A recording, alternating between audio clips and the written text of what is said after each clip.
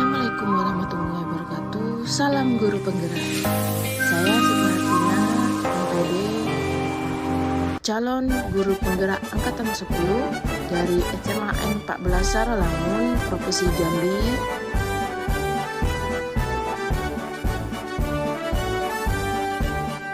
Bulatkan tekad, kuatkan hati, negeri ini memanggilmu kawan.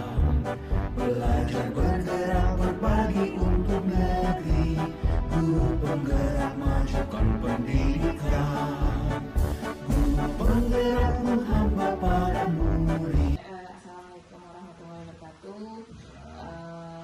Kali ini saya bersama dengan Kepala Sekolah SMA N14 Saralangun dengan Bapak Ujang Hizruddin. Kali ini kami akan mewawancarai Bapak mengenai pengambilan keputusan pada suatu kasus. Selamat pagi Bapak. Bagaimana kabarnya hari ini Pak? Alhamdulillah sehat. Ya, alhamdulillah ya Pak. Mudah-mudahan kita dapat sehat selalu. Baik Pak, di sini saya minta izin Pak untuk menanya beberapa pertanyaan mengenai pengambilan keputusan Pak terhadap kasus-kasus di 5 EPK. Nah, baik Pak, pertanyaan pertama nih Pak, bagaimana Bapak dapat mengidentifikasikan kasus-kasus yang merupakan di 5 etika Pak atau rujukan moral? Yang pertama, data dari adanya dilema seperti yang disampaikan itu kita peroleh dari informasi baik dari guru langsung maupun dari wali kelas, sehingga nanti akan ditindaklanjuti dalam suatu rapat kecil yang nantinya akan dibahas pada rapat secara menyeluruh, baik itu guru maupun staf, dalam rangka mencari solusi yang terbaik apabila ditemukan kasus-kasus yang sifatnya ada pertentangan baik secara etis dan moralnya terhadap aturan-aturan yang berlaku. Ya. Baik, jadi kasusnya ditelaah dulu kan Pak, kemudian dicari solusinya. Betul. Apakah ini bertentangan dengan etika atau moral? Nah, baik Pak, pertanyaan selanjutnya, bagaimana Pak Bapak menjalani pengambilan keputusan, terutama nih pada kasus di mana ada yang kepentingannya sama Pak, kemudian sama-sama mengandung nilai kebajikan. Tadi kita sampaikan yang pertama kita analisa beberapa kasus, ya. Baik itu latar belakang, akar masalahnya, serta penyebabnya. Nah, setelah dari hasil analisa seperti itu, baru kita pikirkan cara-cara yang terbaik, yang bijak dalam rangka mengambil dalam keputusan yang akan diambil, diutamakan atau mengutamakan kebaikan baik itu bagi siswa yang bersangkutan, kalau itu dari banyak siswa, dan juga kebaikan untuk sekolah depannya. Iya Pak, berarti memandang bagaimana efeknya ya Pak ya, baik harus dibahas, ya, dikaji ya. Baik buruknya, Betul. baik pada permasalahan pada siswa maupun pada guru yang bersangkutan ya. Tolak ukurnya yang pertama kita adalah aturan sekolah, baik itu aturan yang sifatnya dari atas atau aturan yang sifat nasional, yaitu undang-undang, peraturan pemerintah, dan juga aturan-aturan yang bersifat intern. Artinya sebenarnya intern itu adalah aturan turunan yang kita anut, yang kita gunakan di lingkungan sekolah kita. Itu yang pertama. Yang kedua, ada pertamanan etis serta moral. Karena tujuannya adalah bagaimanapun kita ini menyelamatkan anak-anak dan sebagai generasi muda, paling tidak dalam rangka menyelesaikan pendidikannya sesuai tingkatannya, baik itu katakanlah kalau kita di sekolah di SMA. Karena di atas aturan itu adalah moral. Ya Pak, Pak, pertanyaan selanjutnya nih Pak, bagaimana nih Pak langkah-langkah nih atau prosedur yang Bapak untuk mengambil keputusan tersebut selama ini dilakukan Pak? Berdasarkan pengalaman tadi ya, kita dari informasi, misalnya dari informasi atau temuan-temuan, baik itu yang disampaikan oleh para guru, wali kelas, dan pihak-pihak yang lain yang berhubungan dengan sekolah, maka akan kita identifikasi koreksi ya, kita adakan pencatatan, kemudian kita analisa itu akar permasalahannya, kemudian kita bawa kepada forum rapat majelis guru sehingga nanti ada hasil untuk dijadikan sebagai bahan keputusan ya, dengan pertimbangan tadi yaitu aturan dan etika moral tadi. Itu sebagai katakanlah rambu-rambu dalam rangka mengambil sebuah keputusan. Ya, Pak. Ada 3 berarti kan Pak. Pertama diidentifikasi dulu masalahnya, kasusnya, kemudian dianalisa latar belakangnya, penyebab dan sebagainya, kenapa kasus tersebut, kemudian baru diambil keputusan melalui forum. Jadi kita memberikan penilaian secara komprehensif, artinya menyeluruh, tidak mengambil secara sepihak atau mengambil data yang sifatnya masih belum paripurna. Mulai dari kalau di siswa itu kita lihat dari latar belakang siswanya, kehidupan di sosial masyarakat di rumah atau di lingkungan rumah bagaimana, kemudian bagaimana pergaulannya di sekolah. Itu jadi bahan pertimbangan kita dalam rangka untuk mengambil sebuah keputusan. Baik Pak. Kira-kira nih Pak, hal apa saja yang paling efektif nih Pak dalam pengambilan keputusan pada kasus-kasus khususnya di 5 ETK? Satu-satunya metode atau pendekatan dalam mengambil keputusan, terutama yang menyangkut kasus-kasus seperti itu, penyimpangan yang ada itu, yaitu musyawarah. Ya, musyawarah baik itu melibatkan majelis guru dan juga orang tua tentunya. Dan di sini juga orang tua mungkin nanti akan diwakili atau didampingi oleh komite sebagai perpanjangan tangan dari wali murid. Seperti itu. Intinya kolaborasi ya Pak, ya, kerjasama antar guru, orang tua. Dan tidak lupa pula kalau memang diperlukan kita akan mengundang misalnya pengawas sekolah ya, sebagai sumber dari salah satu sumber untuk memintai keterangan atas saran, dari saran dari pengawas dan itu. Ya, Pak. Dan hasilnya nanti akan kita laporkan misalnya ke jenjang yang lebih tinggi yaitu dinas pendidikan. Ya, kolaborasi intinya kan Pak, kolaborasi yang baik akan menghasilkan keputusan yang baik untuk kasus di 5 ETK tersebut. Iya, mudah-mudahan kalau dilakukan seperti itu maka hasilnya itu akan katakanlah akan menghasilkan suatu keputusan yang terbaik untuk semua pihak. Baik Pak. Pertanyaan selanjutnya nih Pak, kira-kira nih Pak dalam mengambil keputusan pada kasus di 5 ETK, apakah ada tantangan Pak tersendiri nih baik dari Bapak maupun dalam forum? Itu pasti. Tentu dalam hal kasus-kasus seperti itu, dalam rangka mengambil sebuah keputusan pasti ada semacam dilema, katakanlah seperti itu, atau ada juga mungkin konflik interest baik itu secara pribadi maupun secara kelembagaan. Di satu sisi mungkin ya kita akan meningkatkan kewibawaan kelembagaan, di sisi lain kita juga ingin menyelamatkan masa depan anak. Itu salah satunya. Nah, di antara dilema inilah perlu semacam kebijakan-kebijakan katakanlah dalam rangka pengambilan ini ya, melalui forum musyawarah tadi. Jadi tidak ada kita mengambil keputusan secara pribadi yang sifatnya mungkin subjektivitas. Jadi dalam hal ini kita akan berlaku objektivitas ya, dengan segala pertimbangan, baik itu pertimbangan siswanya sendiri ya, kemudian juga pertimbangan secara sosialnya, termasuk juga moral dan etika tadi.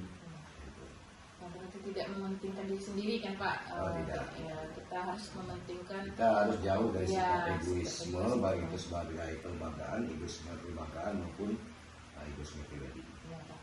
Baik Pak, ini pertanyaan selanjutnya Pak. Nah tadi kan sudah ada tantangan, kemudian yang efektif. Nah kira-kira nih ada kasus nih Pak yang mengenai di 5 ETK terjadi saat itu.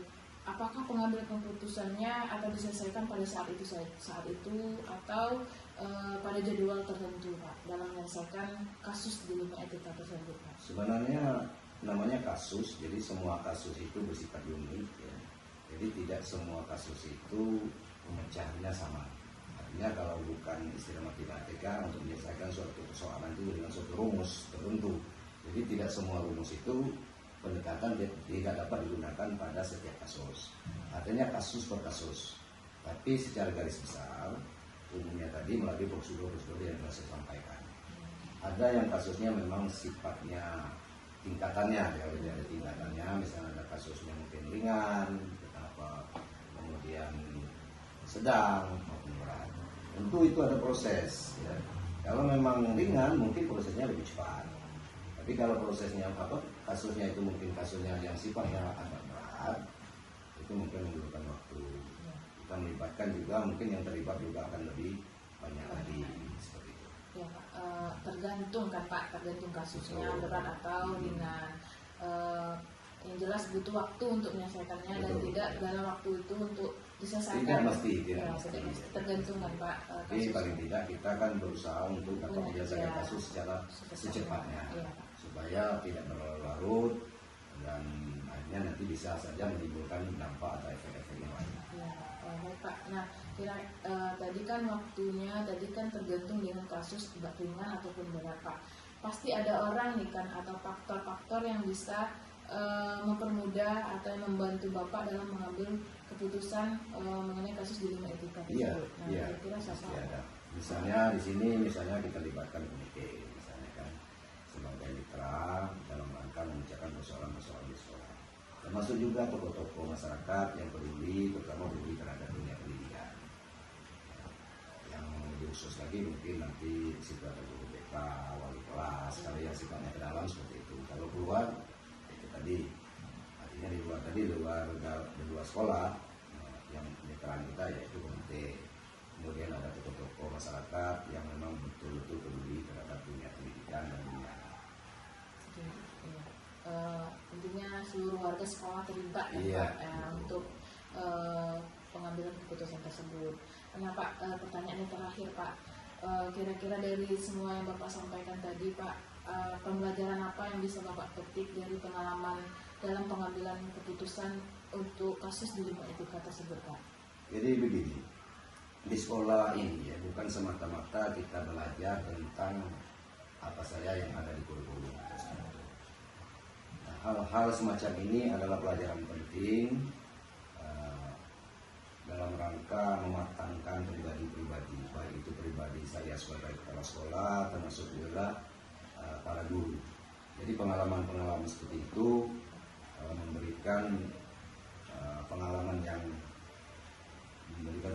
yang baik ya, dalam rangka menyelesaikan persoalan-persoalan kemasyarakatan. Jadi ini semacam latihan dalam rangka menyelesaikan persoalan-persoalan, bukan hanya di sekolah, tapi juga di lingkungan masyarakat secara luas. Seperti itu. Ya, Pak.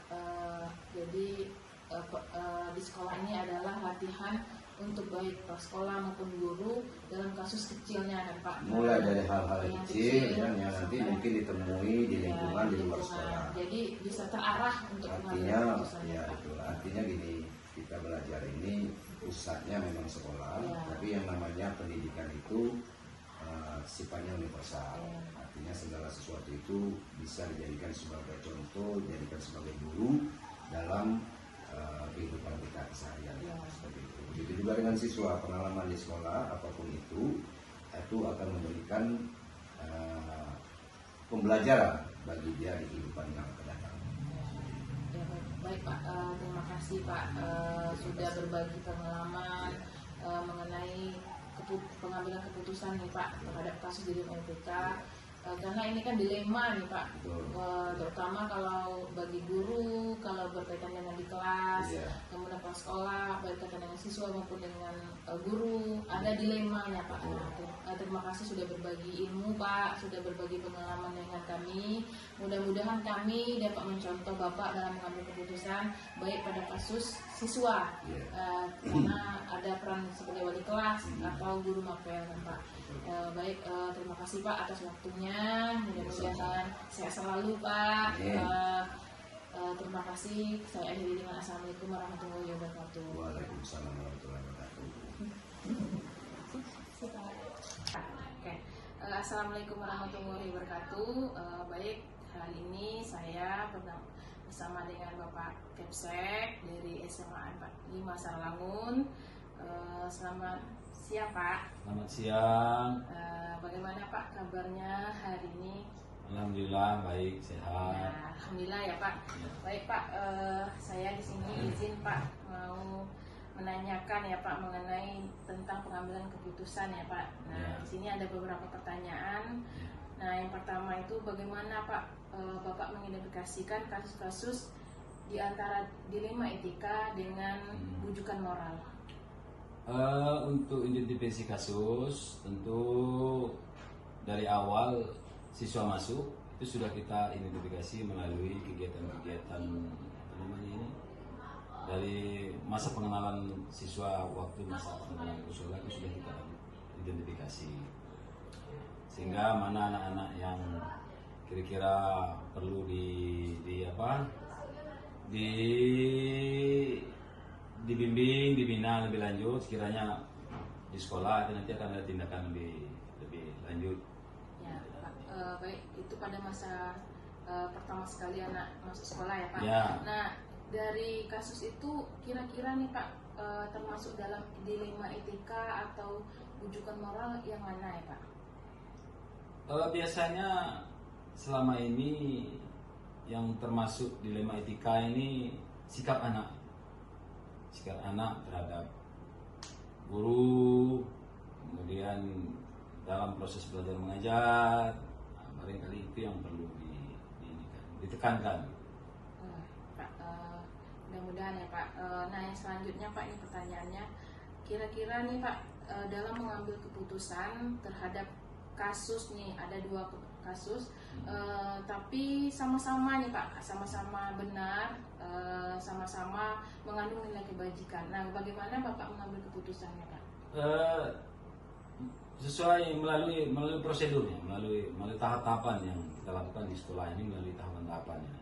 Dimulai dari tingkat guru, dari kelas, kemudian naik ke BP atau guru bimbingan konseling, dari kesiswaan. Jadi ada tahapan-tahapan yang kita lakukan di sekolah.